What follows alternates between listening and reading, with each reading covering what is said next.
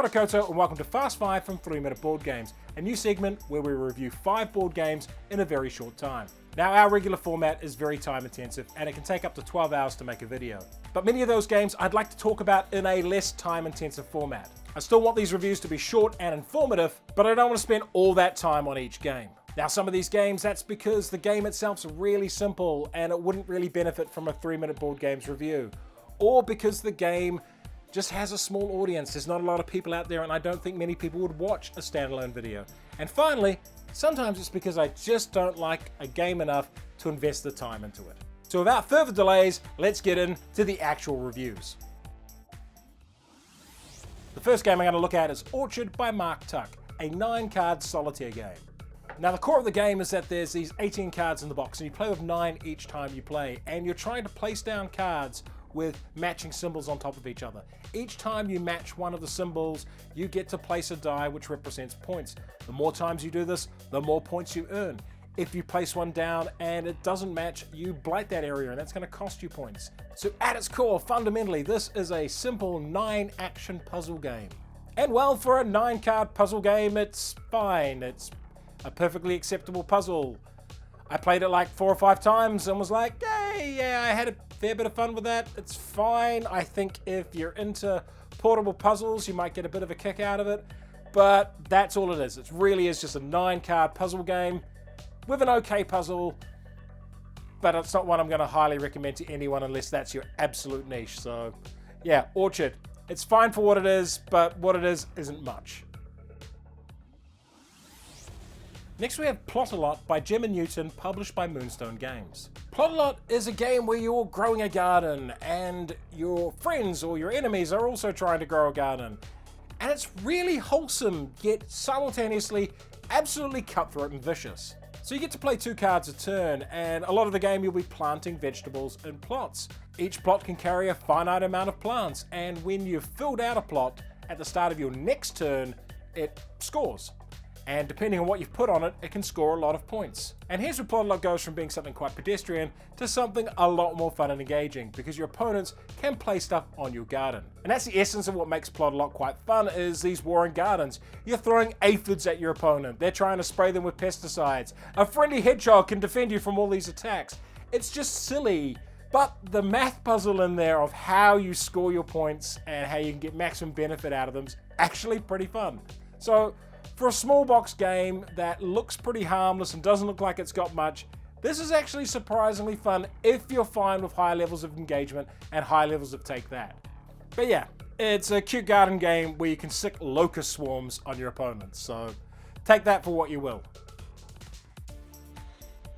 Next we have Ecosystem by Matt Simpson and published by Genius Games. Ecosystem is a drafting game where you're given a hand of 10 cards, you choose one, you place it in a tableau, and you pass the remainder along until you've run out of cards to place. Then you repeat that process a second time until you've arranged in a 4x5 grid 20 cards. Each of these cards will score different things based on what's adjacent to it. So you want to have salmon by rivers and you want to have bears by salmon. That sort of thing. It's another small box game and it's reasonably affordable, but it's also a little bit dull. I'll be honest here, one of the things I didn't particularly like about this game is how it looks. You place down your ecosystem and at the end of the game it's just a tableau of disconnected things. It doesn't feel like an ecosystem, it just feels like pictures on a board. It feels like they could have been any kind of thing, so there's that. And there are 11 different types of scoring cards, so when you're learning the game you're like, what goes by this, what goes by that? And it takes a little while to get that scoring system locked down and understood. But then once you do get it, you're like, it's just another card drafting, tile placement sort of game. It's pretty ordinary, to be honest, and not a game I'd highly recommend. But certainly might be good with families and people who just want something quick and fun to play that teaches how ecosystems kind of work, but eh. Next up we have Fruit Picking by Jun Ichishindi, published by Korea Board Games. Fruit Picking is another simple game about running a fruit stand, it seems. Its core gameplay is Mansala movement, so that's where you pick up things from one area and then you drop them one at a time moving around the board. Depending on where things are dropped, you get different bonuses. And once you've got enough resources in your purchase area and the matching fruit area, you can buy victory point cards. buying a certain number of victory point cards wins you the game. Fruit picking's fine, it's fun. We played a couple of games of it and I thought it was genuinely enjoyable. I like the Mansala mechanic. I think it's a good fun one that has a little bit of thinking to it as well, because you have to go, oh, I've got to drop 4 there to get 1 there, and the next turn I've got to get 1 around there. But it's not so complex that it's going to be a barrier to young players or non-serious gamers. Is fruit picking a giant deep game that you're going to be scratching your head over for years? No, it's not. But for what it's supposed to be, which is a family-friendly game about picking fruit, it's got enough game in it to keep mum and dad occupied. But really, its core saving grace is that Mansala mechanic where you move things around the board, because that engages people. It makes people think each time when it's their turn, oh, what am I going to do next? What bonuses am I going to get? How am I going to plan this move out? And weirdly, it's a mechanic that, despite how ancient it is, you don't see that often in games. I can think of this and Bethel Woods are probably the only 2 games I've got in my collection that have it. So yeah, it's, again, not going to be a super deep game that's going to hold people who like Brass's attention, but perfectly fine, perfectly serviceable family game. Yeah, endorse.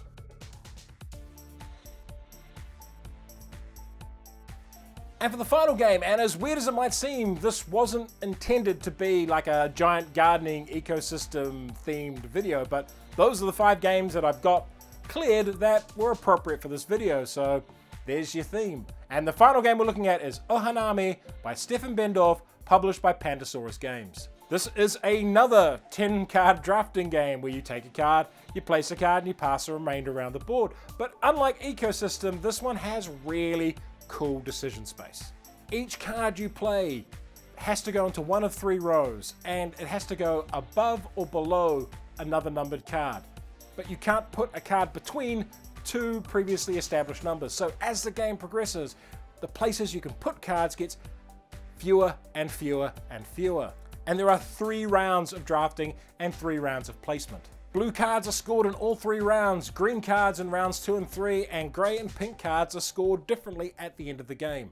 So all the way through there's just micro decision after micro decision, and it's a super tense game for that reason. And this is why I keep saying small box games don't have to be bad games. Small box games can be great games, because Ohanami is a great game. Because of how it's structured, that ever diminishing space you can place things, and having to plan that out 30 cards ahead what you're vaguely going to do. It just has a rising tension in it that a lot of other games don't. And it's a great little puzzle game, very comparable to something like Arboretum. And after playing the game, I actually checked to see if the designer of Arboretum and the designer of this game were the same person. They're not, and that's not because I thought the game was a ripoff. It just felt like it was developed out of the same ethos. A small deck of cards, a lot of decisions, and not a lot of rules complexity. So Ohanami, absolutely a top-notch game. Let's give a game in one of these reviews a gold medal, because yeah, Ohanami, really good small box game, lots of fun, good puzzler, can teach it to anyone, but there's enough there to keep anyone engaged. So go Ohanami, well done.